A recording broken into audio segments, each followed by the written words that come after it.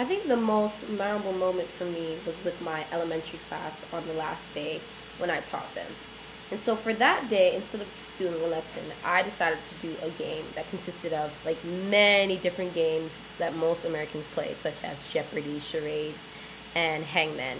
So all three of that was combined into one game, and it was kind of like called a tournament review. That's what I called it. And so I split up my class into two groups, A and B.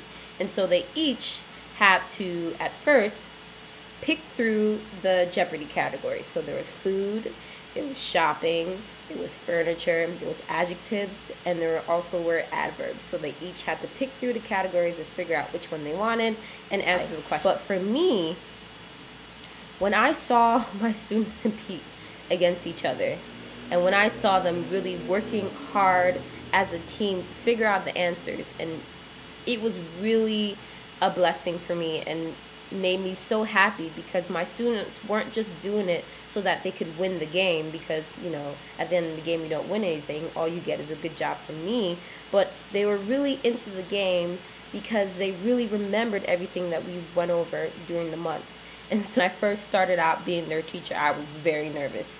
I was more nervous with my elementary class than my pre-intermediate or my intermediate, because here's my elementary class and they're learning from the beginning. But I was very nervous. I said, oh my gosh, I can't do this.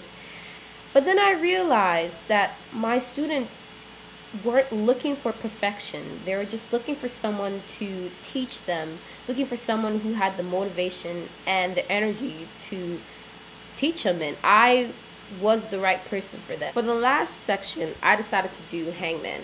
And so I first wrote out my sentence, and then I put the lines on the board. And at first, my students were confused because this is longer than they're used to. Because usually, I just do 5 lines for a word, or 7, depending how long the word is. And then they have to tell me, guess out like the different letters. And then finally, when they figure out what the word is, they have to define it to me. So they're used to it for shopping vocabulary. They're used to it for furniture vocabulary. They're used for adjectives. All of that I used it for, but they were quite confused this time because it was a sentence. So the sentence said, Amaris is glad that she taught you as her student. And I think for them that really meant a lot. And so I thought class was over, but one of my students stood up and told me that they had something for me. So she goes downstairs, and I look, and there's like this big balloons, all these balloons, a huge cake, and a box. And so in the box, there is a notebook and a Big Ben pen. And at first I said, why Big Ben pen? And then I realized that during those classes, when my students used to ask me things about me, what I like, where am I from, I told them I'm like Jamaican American. I told them my dreams of going to England. When it stood out to me that my students bought the Big Ben pen because I told them that I like England. And it really made me smile, because I said, wow, my students remember. And I think as a whole, I am very happy for the experience that I had in Tajikistan and the people that I've met.